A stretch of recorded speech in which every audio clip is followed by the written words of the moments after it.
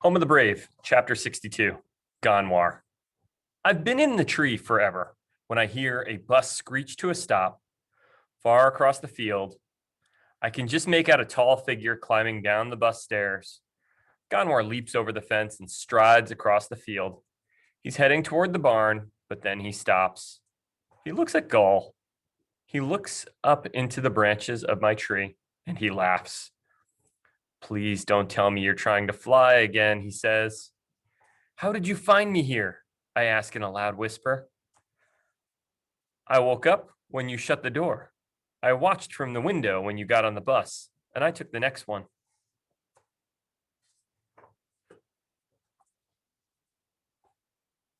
Why? I demand.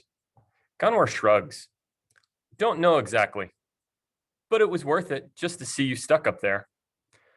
Using his good hand in one graceful move, he climbs up to join me. I don't want company, I say. He ignores me. So, you're running away. I'm trying.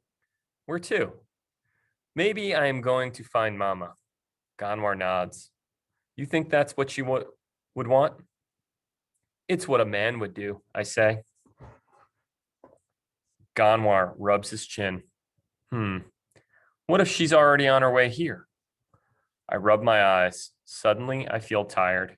If I lie back on the branch, I feel I could fall asleep for a week. I'm not used to making so many decisions. I'm not used to so many changes. In my old world, I was just Keck, the silly boy. I was Lul's little brother, Ganwar's troublesome cousin, my parents' mischievous child. That was all, and that was enough. I sigh. There are too many hard things, I say softly. I can barely hear my own words. It isn't fair. I want everything I lost. Ganwar rubs the place where his hand should be. I look away. I don't want to think about what he has lost. Maybe I'll come with you, Ganwar says. Oh, what a good cousin. No, I say firmly, you stay. But it will never be right for me here, Keck. I have this. He holds up his stump of an arm. And I have the Gaar. It's worse for me. I'll never fit in. If you're giving up, why shouldn't I? I don't answer him. But when I look at Ganwar's arm, I think of how he leapt into the tree like it was his only home, and how he does all the work I do with just one good hand to help him. I remember something my mama used to say on dark days. If you can talk, you can sing. If you can walk, you can dance.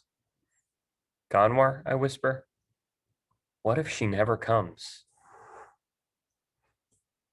What if it's only me? What if it's only me? I can't do it by myself. Ganwar sends me a sad smile. My cousin, he says, you already are. What do you think that means? Keck thinks he can't do it. Ganwar says he already is doing it. It's interesting. Chapter 63, Talk. I can hear the crunch of someone walking. Lou comes out of the barn. Gull, she calls. What are you up to, old girl? Slowly, Lou makes her way over. She follows Gull's gaze up into the tree. My, she says. This may be the first time in history a cow has treed two boys. This is a very interesting version of the word tree. Here it's being used as a verb. So the act of getting an animal or person, in this case, caught in the tree, you would say that you have treed.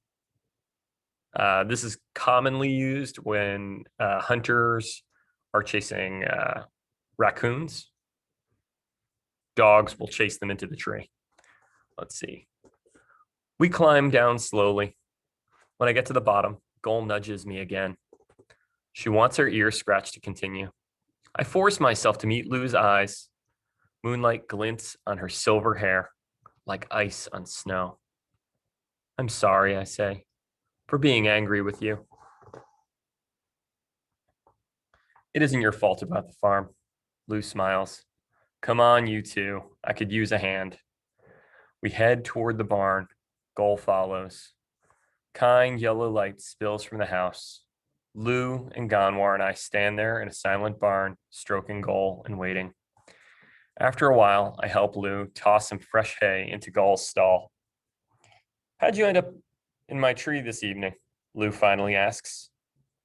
I don't want to say the truth, but when Lou looks right at you, you cannot make up stories. I'm running away, I say. I see. Lou thinks about this for a moment. Want a cookie before you go? I think, too, a cookie would not be such a bad thing. Chocolate? I ask. Yep. I follow Lou and Ganwar into the house. It might be a long time before I see chocolate again. Chapter 64, Changes. I take a handful of cookies to show my gratitude. Love this kid. Lou sits across from us at the kitchen table. The light spreads gentle shadows. So you're running away, Lou says. That's a mighty big job. I watch while Lou gets us glasses of milk. On top of the cold box, there's a picture in a frame. I see a pretty woman smiling. A man has his arm around her. He's tall and proud. Behind the woman is a small tree. Lou follows my gaze. That's me, she says, a very long time ago. And my husband, Robert. And that tree is the one you two climbed just now. I like how the author has included another form of the tree, showing us what time can change. A tree can grow from a tiny sapling to a huge climbable tree. I stare at the picture, then back at Lou. If I try very hard and think once upon a time, I think maybe I can find a young woman in her face. I imagine a time when the barn didn't sag and the cattle were many and strong, and hope grew fast as flowers in good earth. I imagine Lou saying goodbye soon to this place that has been her home for so long. I live in a world with no snow and no cows. To live in a world with no snows and no cows. Lou pulls down another picture.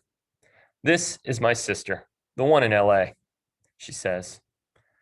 She has a little yard. I suppose I could plant some vegetables there. You can grow things year round. She stares at the picture. Imagine that.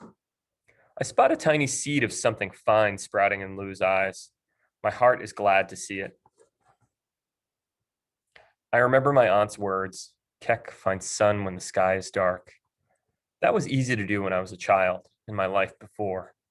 It's not so easy when the clouds are low and black. I wonder if finding the sun is one way to be a man. I drink my milk. The clock ticks. Ganwar and Lou are watching me. I know it is better to wait for Mama here, I say at last. Lou and Ganwar nod. They don't say anything. I guess I could come back to work until you have to leave, I add. That would be great, Lou says. I know Gall would like that. Oh, it's wonderful. She could use more attention, Ganwar says. That cow does love a good ear scratch, Lou agrees. She's good for petting, I say. And leaning on, Ganwar adds. She's a very unusual cow, Lou says. Another idea comes into my head, like a new friend knocking at the door. Sometimes I very much like my brain, I say. What do you mean, Ganwar asks. I smile. I think maybe I just found some sun for Goal. Oh, awesome. What a great way to end part 3. Well, I hope you enjoyed that.